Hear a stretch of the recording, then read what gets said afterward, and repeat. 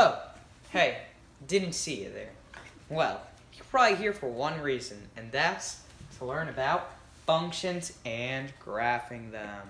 So, you're probably thinking to yourself, well, Eduardo, how do you do functions and graphing? Well, let me tell you, there's many steps, and the first step is coming up with something. So let's do f(x) is equal to ax squared plus bx plus c.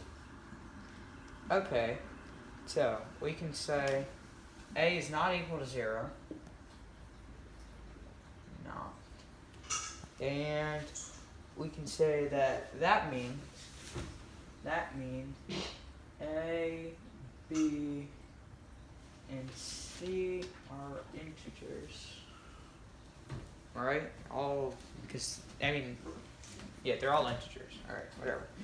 And so, in order to graph a quadratic function, you have to do certain steps. So, first step you should do to find this quadratic function is figure out, like before coming up with anything, is to figure out if it's concave or convex.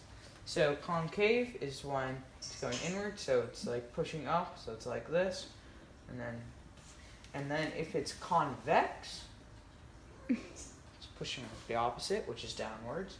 All right, and so you're probably wondering why I'm drawing these points, and so we can talk about these points as the vertex. Right? So the vertex is either the maximum or the minimum. So maximum is right there, and minimum is right here. Okay? And there's another thing. Right down the middle is the line of symmetry. So you see? Line of symmetry, line of symmetry. Alright? So those are more of the basic stuff, all right?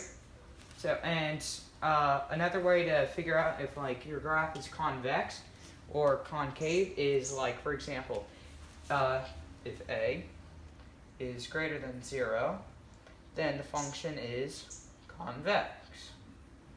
But if a is less than 0, then the function is what? Concave? It's crazy. Okay.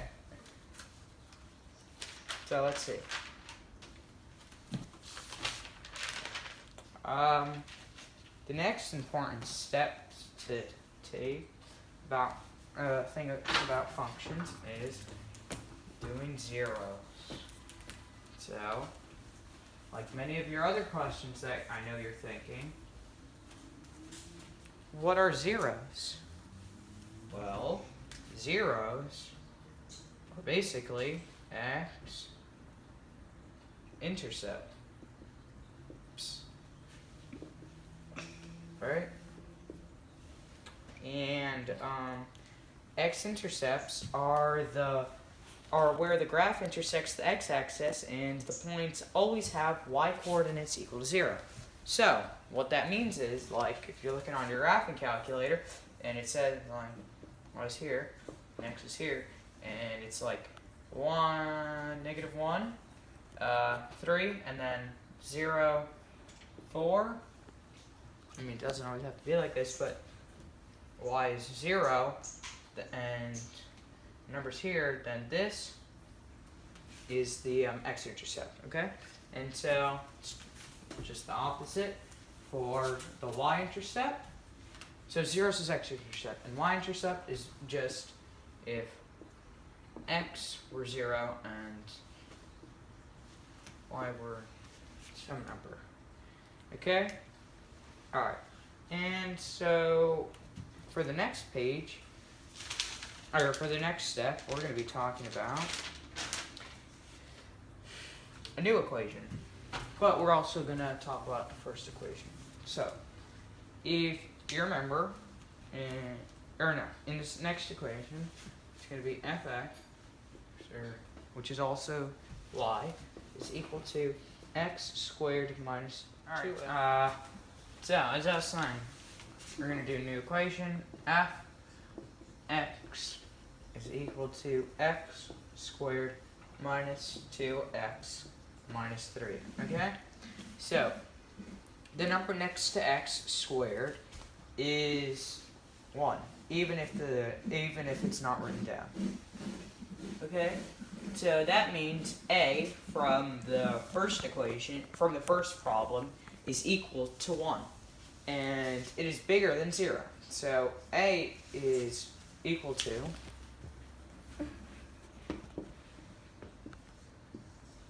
so the function will be convex. Alright? As we discussed earlier. So it'll be like this. Okay. There's a formula for the vertex, which it. Are you recording? Okay. Which is x is equal to negative b over 2a. Okay? In this case, b is the number next to x. So b, take a guess, is equal to negative 2. Okay, so if you follow this formula, then x is equal to negative b over 2a, which is equal to 2 over 2 times 1, which is equal to 2 over 2, which is equal to 1. So, if this is the x-coordinate of the vertex, to find the y-coordinate,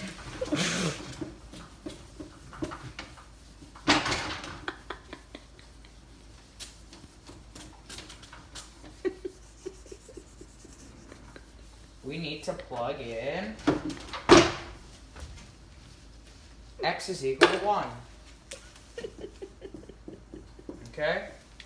So, into the function which is x squared minus 2x minus 3. So, now we have f plus 1 is equal to plus 1 squared minus 2 plus 1 minus 3. Got it? Okay. Which is equal to f plus 1 minus 2 minus 3 is equal to negative 4. Okay? Because this is negative 5, and this is 1, and 1 plus negative 5 is negative 4. Okay. So, that means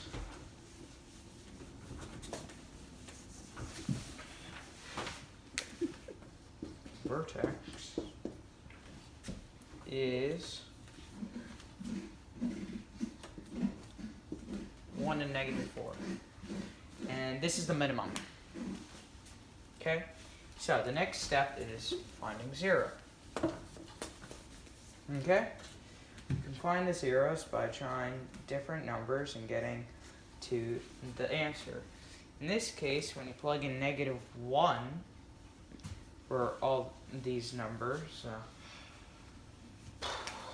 jeez.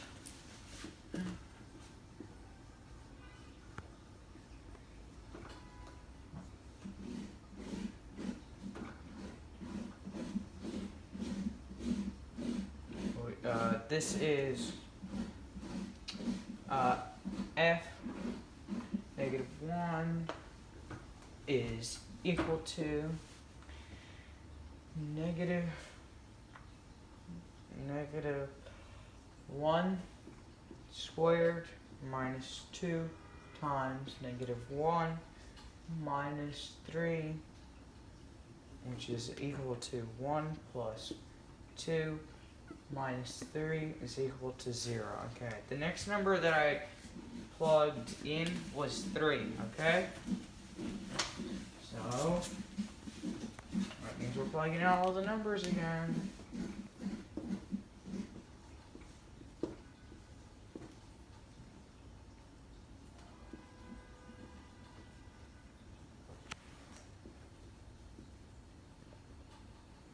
which is equal to, alright, so this is f3 is equal to 3 squared minus 2 times 3 minus 3, which is then equal to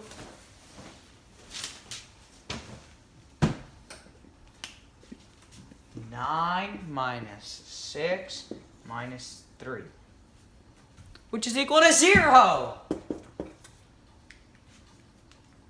It's just so this way, like, what's it called?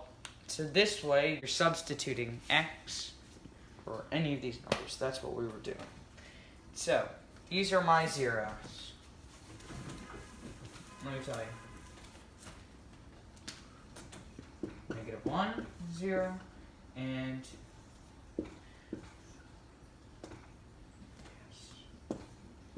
these are my zeros. -1, 0, and 3, 0. So, the next step is finding y-intercepts. You simply plug in 0 for x in the function. Okay? So now you have f0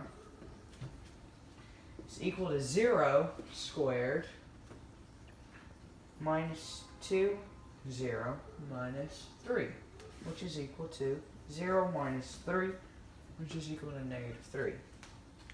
Okay? So the y-intercept is equal to 0, -3. Okay, so now you can plug in a couple more points of x to make the graph more accurate. So I plugged in -2 and got 5, and then I plugged 2 and got -3, and that would help me have a nice curved graph. And I can show you just a little sketch. My hands to your eyes.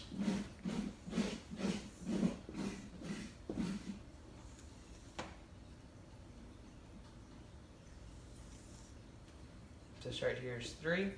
This right here is -1. This right here is 2, -5. Remember when we plugged in -2? Yeah, and this point down here is 2, -3 from when we plugged in 2, and this point here is 1, -4 from when we plugged in 1. Oh yeah, earlier I said that I plugged in -2 and -5, but I only plugged in, yeah, no, that's what I did. Okay, and then after that, this is 1, that's it. So, this is what you need to do functions and graph.